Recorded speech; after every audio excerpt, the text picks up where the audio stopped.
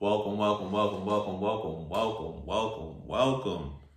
Welcome to SITY LOVE University. If you're new to this channel, I want to let you know you're super cool, you're super fantastic, you're super open-minded and ready to get educated, ready to receive the value, ready just to learn the bits and pieces on the foreign exchange market. My name is SITY LOVE. This is SITY LOVE University. So still going through basic Forex essential series. So if you're new and you're just learning about Forex, this is the video you need in your system. This is the video that's going to break down what is Forex. I'm making this video, reason being because it's needed. It's needed. We need to know the simplicity of what Forex is. A lot of people think they know what it is, but I'm going to break it down in layman's terms like I'm going to do all my videos. I want this to be super smooth, super simple. So Forex is simple. It stands for the foreign exchange market. Foreign exchange market. That's all it is. The foreign exchange market. What is the foreign exchange market? Now, if you go to Google, because I got the Google definition right here. If you go to Google, the foreign exchange market is a global, decentralized, or over-the-counter market for the trading of currencies. This market determines foreign exchange rates for every currency. It includes all aspects of buying and selling, exchanging currencies at current or determined price. That's Google's definition. It's pretty simple, but now if you go to one of the richest men in the world and he gives you his definition, Warren Buffett, we got it right here. And it says, the stock market is a device for transferring money from the impatient to the patient. This is super, super, super valid, super deep, super solid. I'm gonna tell you why. We're gonna explain that. So for the most part, the foreign exchange market is just the evolution of the bartering system, primarily focusing on currencies. What is the bartering system if you don't know? The bartering system is very simple. Hold on, let's go to Google real quick. Right here, it should say, a barter system is an old method of exchange. This system has been used for centuries and long before money was invented. People exchange services for goods and other services for goods in return. Primarily, it's just a system for exchange. Now, when they say they trade services for goods, it's literally trading value for value. Now, I'm gonna give you an example. Let's say I'm a carpenter. I'm a carpenter and you're a farmer. You need your barn built. You need to put an extension on your barn. I'm a carpenter. I know how to do that. So technically at that moment, with my skill, I have value. You're a farmer. You're producing food. So you have value. So we make an agreement. Listen, I'm going to give you a certain amount of crops for the next 3 weeks. And you build my barn within 3 weeks. So you're exchanging my service for your crops. Cool. But now look at the fluctuation. Here goes the fluctuation. Once your barn is built, I'm still a carpenter, but I have no more value to you because you don't need nothing built. So my value goes down, but I still need food, so your value stays up. So it's the same thing in the foreign exchange market.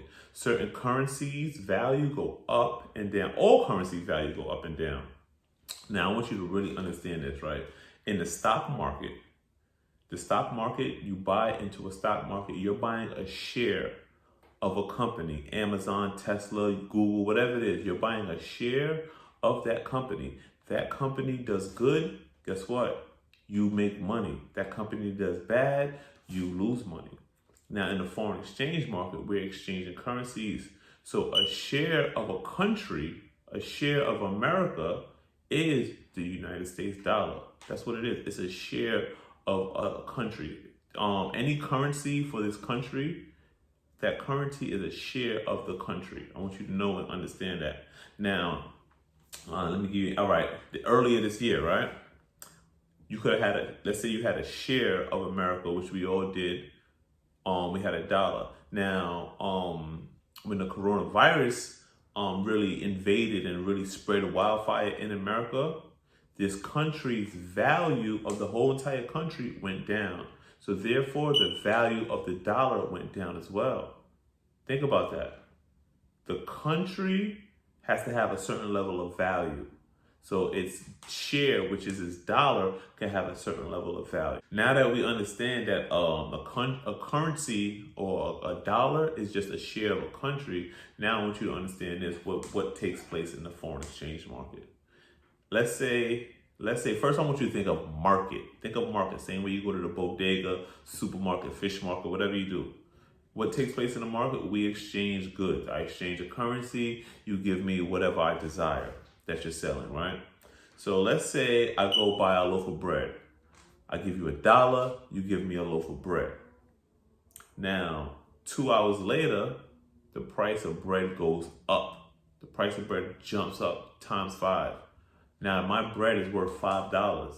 So I could sell my bread and make a $4 profit.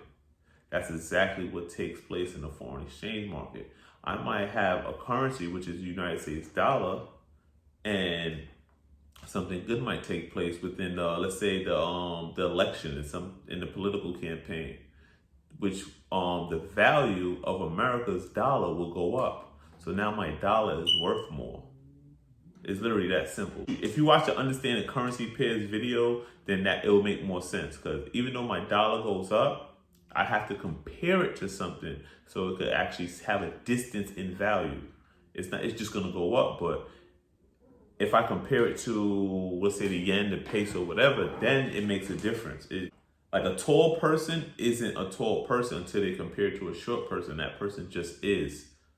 I really want you to understand that it's the comparison that makes the difference. It's the comparison that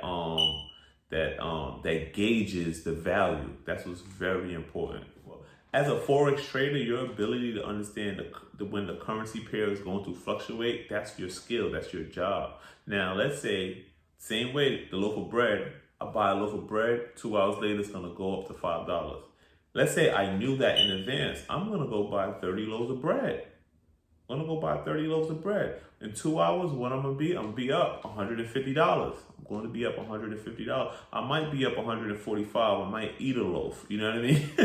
But it's literally that simple. So what a Forex trader does is he goes in the market, get an understanding of when certain pairs are going up or going down. Now, when you buy into a currency, you're always buying. No matter if you hit buy or sell, you're always buying into a currency. So if you hit a buy option, you're buying into the base. So if it's GBP, USD, GBP is your base, and your counter is going to be the USD. If you hit a buy option on that currency pair, you're buying into the GBP.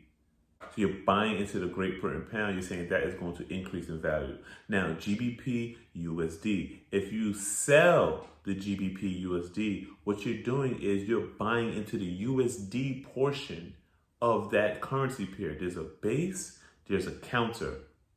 So if you press sell, you're saying that the United States dollar is going to rise. Therefore, the GBP is going to drop because it's a base and counter. It's base and counter. So when this one goes up, this one's going to go down. So when you press sell, that pair is going to drop. The dollar's getting strong. It's literally that simple. It's that simple. Understanding the foreign exchange market. Yeah, just understand everything. Hope this video gave you some value. I hope we broke it down for you. Any questions, comments down below. Comment down below. If you're getting them signals, you like them signals, I appreciate you for tapping in. Thank you. It's literally that simple. They coming. I'm keeping consistent, keep it flowing. You know they coming. Like, follow, subscribe, like, follow, like, share. Let's push the information out there. I'm doing this literally for you. If you're watching this, you're taking your education serious, which I appreciate. Now let's get into some fun facts. Fun facts about the foreign exchange market. Fun fact about the foreign exchange market. It takes $1 billion US dollars to move the market 1 pip. $1 billion US dollars to move the market 1 pip. It's crazy, right? Another fun fact about the foreign exchange market. It is the most accessible financial market on earth. Most accessible financial market on earth. In fact, the foreign exchange market doesn't even close. It doesn't even close. What takes place on the weekends, what takes place at 5 p.m. Eastern Standard Time to 5 p.m. Eastern Standard Time on Sunday, the brokers, they close. The foreign exchange market doesn't close. That's why there's gaps and consolidations on Sunday. I'm gonna get into the days of the week video. Look out for that. But Sunday, gaps and consolidation. The market will move. It wouldn't move with intense speed, but it will move. It will, gradually into London and start to pick up speed. But what is gaps and consolidation? I'm gonna tell you what the gap is, right? I want you to think of it like this. If you turn a hose on, you turn on your hose, but you bend the hose, it's gonna build up pressure.